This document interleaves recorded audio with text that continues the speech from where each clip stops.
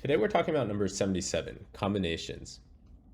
In this problem, we're given two integers n and k, and we need to return all possible combinations of k numbers from numbers 1 all the way through n. So if n were 4 and k were 2, we have the numbers 1, 2, 3, 4, and we need to give every combination of two of them. So 1, 2, 1, 3, 1, 4, 2, 3, 2, 4, and 3, 4. When I first saw this problem, I tried to approach it iteratively because there is a relatively simple conceptual solution where you would do something like 1, 2, you would move the 2 along to 3, 1, 3, and then you would do 1, 4, and then you can increment your first index to a 2, so it'd be 2, 3, 2, 4, and then 3 and 4. This gets complicated really fast though when your n and k get large. So for example, 13 choose 12. You would have effectively 12 layers of loops that you would have to perform. On top of it being pretty difficult syntactically, I also just couldn't figure out a good way to write it. I paused that thought process and I started thinking about the recursive way. As with any recursive problem, you want to think about how you can turn your current problem into a very slightly smaller version of the same problem that can help you solve that larger problem. This problem has two variables, n and k, so it's not immediately clear what we should vary. I'm going to say, let's try varying n first. So with our example 4 choose 2, if we try to vary our n to be very slightly smaller, in this case the next logical number is 3, let's try 3 choose 2. The result we would get from that, which we would assume is a solved problem because that's what you do in recursion, you assume the small problem is solved and use that to solve your larger problem. What we would get is 1, 2, 1, 3, and 2, 3. These are all valid solutions within the 4 choose 2 problem. And so this gives us an idea of where we're going. So how do we get the rest of the solutions that include 4? Well, that sentence I think kind of solves it. We want to use our problem to solve the case where we include 4 in the rest of the combinations. So what we can do instead is say, okay, well, we have the solutions of 3 choose 2. Now I want all the solutions in 4 choose 2 that definitely include 4, which should be the solutions with 4 attached, appended to the solutions of 3 choose 1. So 3 choose 1 is just 1, 2, and 3. And then if you add 4 to them, it's 1, 4, 2, 4, 3, 4, which altogether, that's 6 solutions. And that's exactly how many we want for the 4 choose 2 problem. So that's how we're going to split up this problem. We're going to have the solutions that include 4, or n, our current highest number, and the solutions that do not include 4, one lower than 4. Let's see how this works in code.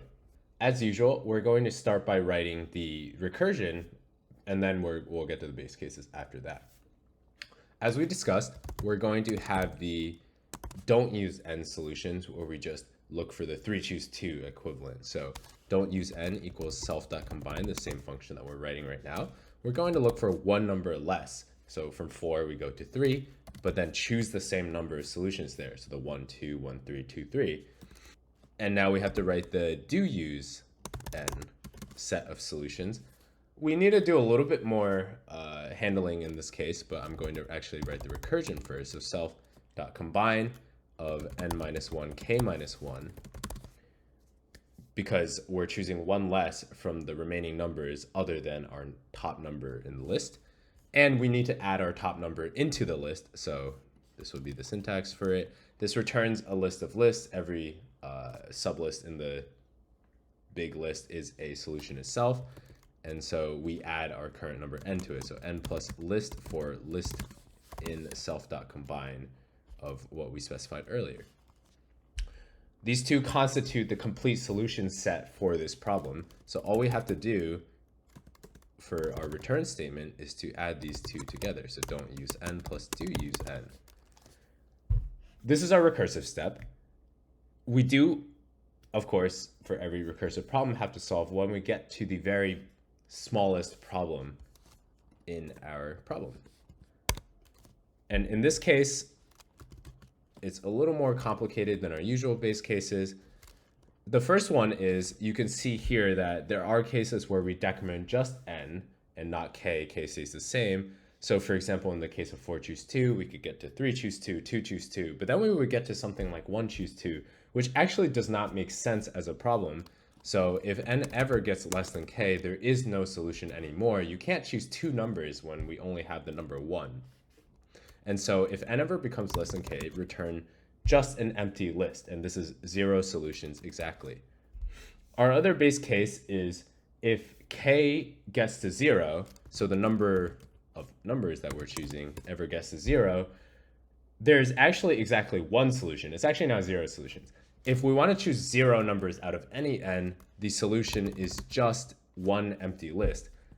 Seems a little nuanced here, one empty list versus an empty list with a list inside. But this empty list in the middle actually denotes that there's an empty solution here, and we're going to pass that up our recursion. Like I said, because there's two variables, it's a little more complicated to consider this base case, but if you go through the examples, you'll see that these are the only two that are necessary for this problem. So let's submit this. And we solve the problem. Let's talk about runtime and space complexity. Oh God, I'm not ready for this. Good morning. I was a little drunk yesterday when I was trying to figure out the runtime, but turns out it's not actually that easy. I took some time to think about it this morning, and let me explain what I came up with. The line we're going to focus on is this do use and recursion. This is where we actually build up our list. You can see here that when we recurse on this problem in the don't use n path, we don't actually do any building. We just choose to ignore a certain number. As far as how we build up every single combination, that happens in this do use n line. And one step down from that, we realize that we are building every single combination number by number. In every step where we choose to use n, so let's use 4 choose 2 again, say 1, 3. We skip 4, we hit 3, we add that to our list. We skip 2, we hit 1, we add that to our list. We are building that 1, 3 number by number. And so our runtime is actually the total number of numbers in all combinations. So it's not just the number of combinations we have, it's k, the number in each of these combos, times the number of combinations we have, and choose k. Let me write it out just to be a little more clear. So given a problem where we're doing combine with n and k, the runtime is there are k numbers per combo, and then there are n choose k combos, which means in total there are k times n choose k numbers.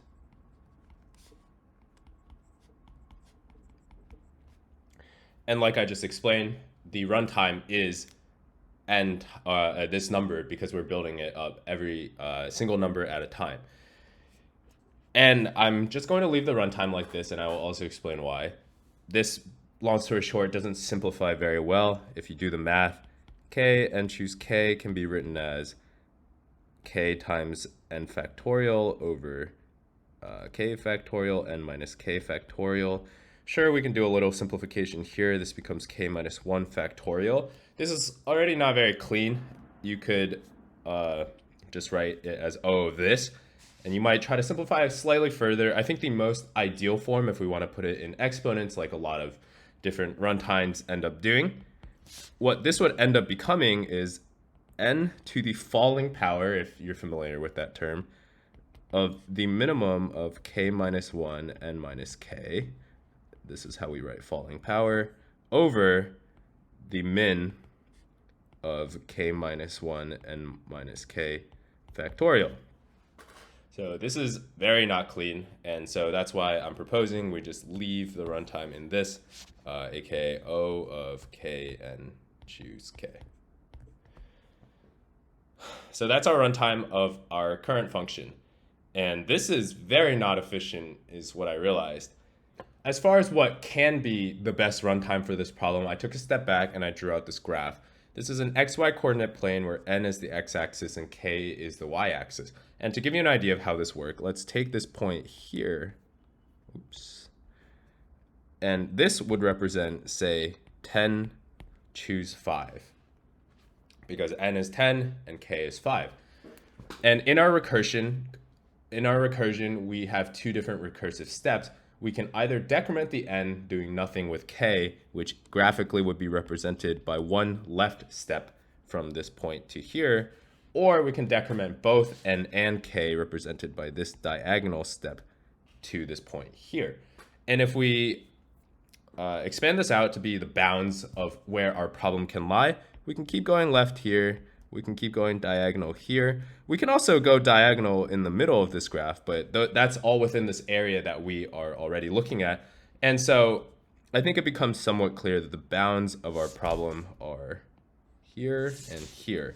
Note that if we ever cross into this territory up here, this is invalid because, for example, this point here, I'm not doing this to scale. This is not great. But this might be something like 5, choose 10, which is just a nonsensical choosing because you can't choose 10 numbers out of 5. So basically we cut off at the bounds of the graph here. And you'll see that this area here, ooh, this might look confusing, but this is the area that we're actually operating within. And the current way things are structured, we're repeating a lot of paths. For example, we decrement by 1 to this endpoint here, and then we decrement both numbers by 1. That's the same as if we first decremented both numbers down this path and then decremented by 1. And you can see how a lot of these points are going to end up getting repeats in a lot of different paths. And so that's not really that efficient. This is the current way we're doing this is where we're getting k times n minus k paths through this. Instead, what we want to do is look at the area of this trapezoid. Basically, look at how many of these points we would be accessing, and then use that as a guide point to figure out what should be our runtime. Okay, I redrew this graph a bit. It was getting messy, and also my numbers were not the best to demonstrate what I was trying to explain. We need to find the area of this trapezoid to figure out the most efficient runtime we can get. We can see here, we need to figure out the height and the base. The height's relatively straightforward. It's just k. And then the base here, we can figure out a number of ways, but let's just realize that this is a 45-degree triangle, meaning that this length here is k as well, meaning that this length here is n minus k. And so the area of our trapezoid is just the base times the height. So n minus k times k equals nk minus k squared. Which, depending on k squared could be significant or not. So we can't really get rid of a term asymptotically. And so this would be our final runtime, O of nk minus k squared. Okay, so we have our target runtime now. Again, this is compared to O of k and choose k, which, if you looked at the actual numbers we were putting out earlier, is extremely inefficient compared to O of nk minus k squared. So yeah, this is going to be a really good improvement in how do we actually do it. It's something we've seen before. Let me draw out some of the points again.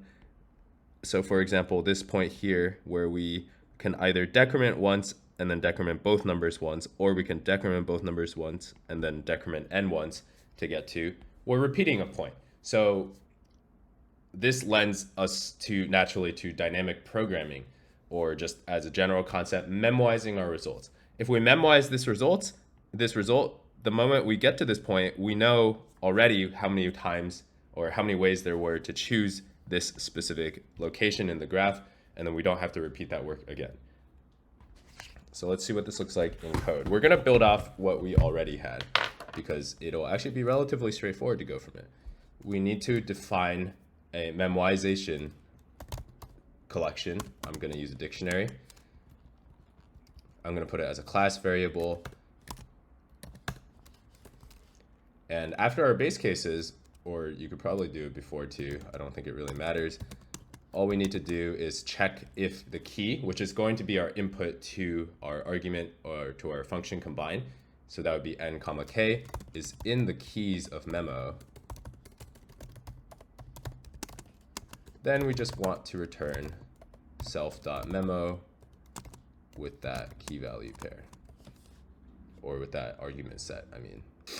now we have our short circuit for if we found something in our memoization, and we have to do the step of actually adding our result to the memoization if we haven't found it and we need to actually do the calculation. We're going to reuse our return variable, our return value more than once, so let's assign it to a variable. And then because we know we've passed the check that it's not in our memoization collection, then it's reasonable for us now to add it to the memoization collection with our key value pair equals ret and return ret. Let's submit it.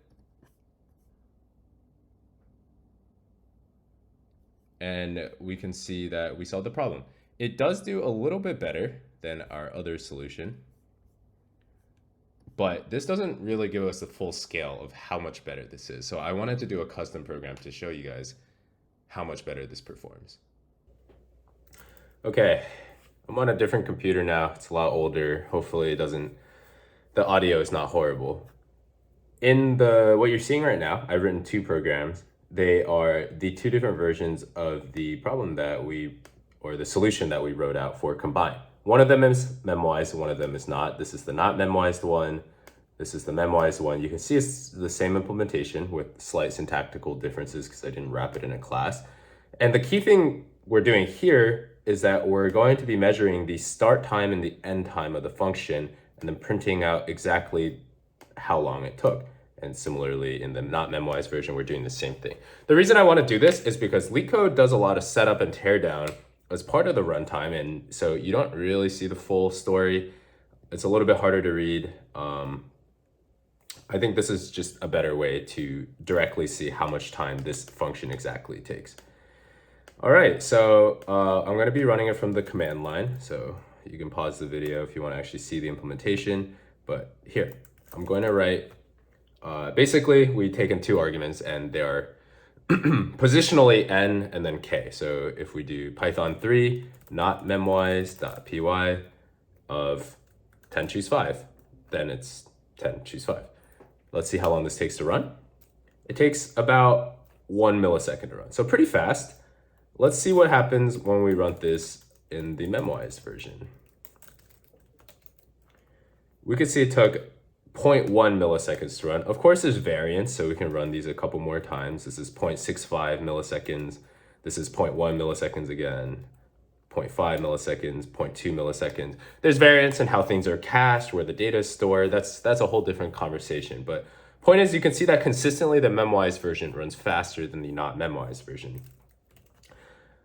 And this is on a relatively small number. Let's start increasing it a bit to, let's say, not memoized of 20 choose 5. It took 38 milliseconds to run, pretty significant jump. Let's see what the memoized version takes. It took 7 milliseconds, so much less than the not memoized version. 39 milliseconds, 6 milliseconds. 37 milliseconds, 7 milliseconds. You can see there's a pretty drastic difference if we memoize or we don't memoize. Let me do one more example. My old computer unfortunately can't handle very large examples, so this is as high as we can go, but I'm gonna do 20 choose 10. 1,000 milliseconds to run, so roughly 1 second. The memoized version only took 250 milliseconds, so a quarter of the amount of time.